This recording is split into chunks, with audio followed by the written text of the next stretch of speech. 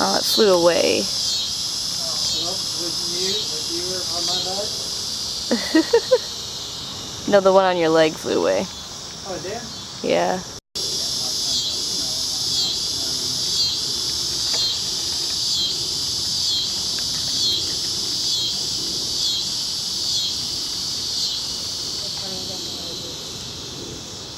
When you order pizza?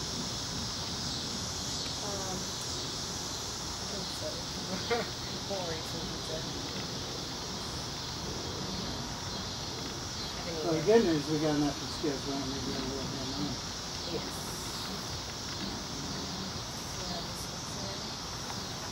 Yeah, so I'd like to talk about the different products. Maybe you want to do still shots of those? Even? Yeah. I haven't had any symptoms since then until this season, and right after I'd done a bunch of testing, I had about a week where I was feeling those flu symptoms again. And so West Nile virus, once you get it, you got it. It's not going anywhere. And so there is some indication that the symptoms can come back, and they can be extremely dangerous later on in life. But I've been very fortunate, a good able-bodied person, so I'm able to fight through most of the problems. That stuff smells good. Okay. So the manufacturers of the pyrethroids say that the stuff will vanish into thin air, is what they're saying. And the truth is that it's known to stick around for 4 to 14 days. Now, the products at Home Depot that use permethrin they're making claims that the product works for 30 days. One of the reasons I do lab testing, and I do this field testing instead of lab testing, this is my lab we're standing in right here, and these are my mosquitoes flying around. One of the reasons I do field trials is because this is the most real world situation you can get. I want to see what happens when you're really outside at 7 o'clock in the evening when the mosquitoes are out feeding. And so that's why I do the field trials. Most products that you see on the store shelves are tested only in labs. They're basically, you drown mosquitoes in a Dixie cup in a lab, and they go, oh my gosh, it's 100% effective, and so they can put it on the market. And most of those products are not near as effective as they claim to be. Like those products that claim to work for 30 days, most of those don't even come close to working 30 days. And so most of the products, I mean, it's all about misinformation. That's really, the chemical manufacturers are putting out a lot of information out there that's just plain not true. That's what got me, part of my motivation. I have lots of motivations here, but one of them is because I do believe we can create a safe repellent. We don't have to kill things. We can actually protect people and animals safely. And that's why I've stuck with this. It's not completely altruistic. I really do. I want to be successful at this. My dad's still alive. He's an old man. But, I'd love to be successful at this. But, it's obviously I don't do this for the paycheck. That's for sure. I hadn't had a paycheck in 5 years. And anybody will tell you I have no money. And so, and I work. I have other jobs that I do.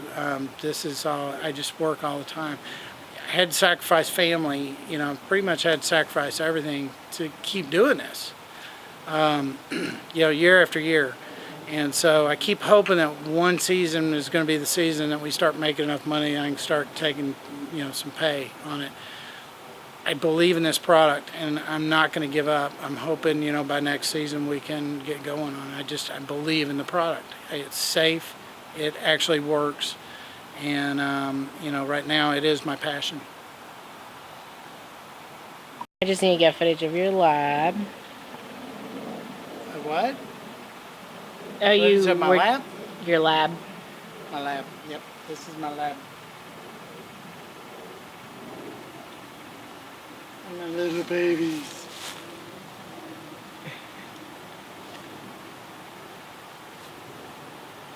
Yeah, some of them are in the middle of laying. I always know what to say. Never comes out that way. Am I in the picture? Yep. Oh, I am? Oh. This is my lab. These are my mosquito babies. And this is what I do. I grow them because I need to make sure that I've got enough numbers. You never know. we actually traveled when we were developing the mosquito mister. Oh, an angel got its wing. And that's why you had your phone. I did. Sarah's texting me. So the when we were developing the all clear mister, I would travel. We actually traveled to Chiapas, Mexico, to the jungle, looking for mosquitoes, and we couldn't find any. So it was very frustrating. We went through a whole season not being able to test because we couldn't find enough mosquitoes. So I decided that I was going to just breed mosquitoes, and that way I guaranteed to have a bunch. That also, the deal is this: if I've got 30 mosquitoes landing on me every minute, then I know that that if the product works and I have 0 mosquitoes on me every minute after I use the product, that's a darn good product, because most people they're not in a situation like that. So if I can kill 30 per minute, or repel 30 per minute, ooh, cut that. If I can get rid of 30 if I have 30 per minute landing on me and I can get rid of those, that's a good product. And that's where, you know, like when I test DEET, when I test other products, I'm putting up some pretty strenuous guidelines for them. They have to be able to work in my situation. So if they work here, they're going to work anywhere, pretty much. So that's kind of why I do this lab. I need to make sure I got those numbers, and that's what I've been doing for a while now. And because of West Nile virus, I actually built the enclosure, which makes it a lot more difficult to raise mosquitoes, but it's a lot more responsible. I didn't want my neighbors to burn down my house. So anyways, I don't know if any of that is usable. So you want me to Start from the top. top button? Top. From the Top top. button? Oh no. Okay. Hi, Mosquito Steve again. This is my lab. I want to make sure. Hi, I'm Mosquito Steve again, and this is where I grow my mosquito babies. I need to make sure that I have enough mosquitoes to do tests, because if I get 5 or 6 mosquitoes landing on me, that's not enough numbers. I need 30 mosquitoes landing on me per minute in order to get a good solid test. And so that's why I grow my own mosquitoes, to make sure that I've got plenty. I think that's the most effective way to do it. So the problem right now is that with the aerial spraying, it's affected my babies, it's affected the mothers. What happens is mother mosquitoes, the only ones that suck on human blood are females. The males don't suck on human blood. They don't even have proboscises. So the females suck on the human blood because that's the only way their eggs are viable. So it's a natural instinct. In order to feed their babies, they need a viable blood meal, and so that's what makes them suck on blood. Otherwise, they prefer nectar, sugar water. Thought I felt a couple, but most of them right now, you can see most of them are down there laying eggs right now. Shh, they're laying eggs. Let's be quiet. We don't want to disturb them. Sorry, I was looking right in the lens when I did that. Do you want me to get down here and hug them and stuff? Oh, my babies. My babies. Do little kisses. Yeah. Some of these are floating. They're not laying eggs. They're dead. I'll give them mouth to mouth. How about that? You get that. Okay. I'll see if I can save one's life. There are no larvae here. Hopefully these new mamas that are laying eggs right now are gonna. Hopefully we're gonna have some larvae from them.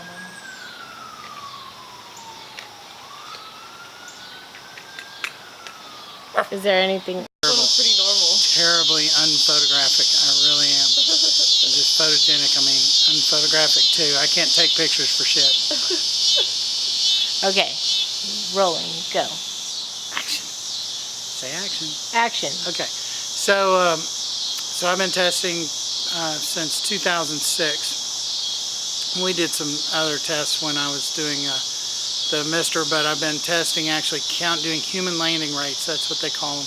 And so what I do is I stand outside in several different spots for 2 minutes at each spot, and I count how many mosquitoes land on my legs. Then I'll operate the device, or I'll put something on my skin, and then I'll go back about every 15 minutes and I'll do another count. So if a product works, you know, I may have 45 mosquitoes land on me in a 2-minute count in one spot. And then I apply a repellent to me and I go back out and I don't have any land on me, or even if I have 2 or 3 land on me, that's a pretty good test. I figure over 90% is really what I like to shoot for.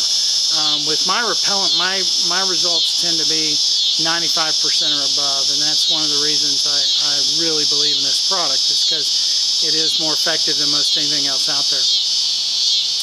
What I've done is I also test other people's products. So I've tested a couple other natural products, and I've tested DEET and Picaridin. Those are the 2 most widely known on-skin repellents. DEET is the industry standard, and I can tell you right now, my on-skin repellent, which I'm hoping we'll be introducing next spring, the spring of 2013, my on-skin repellent lasts twice as long as DEET, and DEET is the industry standard. I've tested other area sprays. I've tested permethrin and pyrethrin. Hold on. Sorry. Sorry. Moving. Do you want to rock? No. Okay, I'm good. Okay. Now go. So what I do is I take different devices too. Like what I've been trying to do is come up with how can I want a solution for the masses. So I wanted a repellent and a spraying device of some kind for under 50 bucks. And we've got a product that's 35 bucks. And it's an electric sprayer, it's a rechargeable sprayer. And you put 6 capfuls of my repellent in with that and the rest water, and you spray for 60 seconds, and there's no mosquitoes or flies for hours, 4 to 6 hours. So that's what I want to do, is because there are some good products out there, but you know, you're talking $4,000 to $4,000 to get a product that's really going to work, and most of those products are not considered safe. They can't use the word safe in their advertising. That's because the EPA won't allow them. My product works better, it's less expensive, and it's safer. That's all I'm asking, is just try my product. Whether you're going to try it, if you've got a big misting system, try my product in it. If you want something that's inexpensive, I've got a product for you. If you can wait till next spring, I've got a great on-skin repellent that's coming out. And so that's it on the repellents. I've been, let me see, okay. In the process of doing the testing, another reason we started breeding mosquitoes, because we did have one year we had a drought, and so there just wasn't enough water, so the mosquitoes numbers were real low. So we had this house that was being remodeled, and they had all these water features. They had waterfalls and ponds in their backyard, and we unplugged all the pumps while the house was being remodeled, and we were literally breeding mosquitoes back there by the thousands. And so we were going back there, and those, when I was doing testing back there, I would have as many as 100 mosquitoes per minute landing on my legs. And so the counts were just through the roof. And on the control counts, I would have as many as 3,500 mosquitoes. Sometimes, dang it. Bye. They're starting to attack you. Okay. The numbers are getting up. I'm starting to get them on my legs too more. Okay, so in the process of doing my testing, we had this yard where we were breeding mosquitoes, and on my control count, which is a night where I have to stand out there and I have to count them every 15 minutes without using any products, I had over 3,500 land on me. And that night I probably had as many as 900 mosquito bites in one night. And so what happens is I'm very fortunate. I can go take a hot shower and then put cortisone on afterwards, and I don't have to suffer long. But I mean, it's excruciating. It bothers me. There's no doubt about it. It's bothering me right now. I'm standing out here and I've got mosquito bites all over my legs, and yes, it's bothering me. I can't wait to get in the shower and get rid of it. But you know what? That's all. Once I take the shower, you know what? They go away. I'm not allergic to them in that way. I did contract West Nile virus back in 2007. For a couple of months, I was really, really sick. Felt like I had the flu all the time and was super fatigued all the time. And fortunately, I got better I haven't had any symptoms since then until this season, and right after I'd done a bunch of testing, I had about a week where I was feeling those flu symptoms again. And so West Nile virus, once you get it, you got it. It's not going anywhere. And so there is some indication that the symptoms can come back, and they can be extremely dangerous later on in life. But I've been very fortunate. I'm a good, able-bodied person, so I'm able to fight through most of the problems with mosquito bites.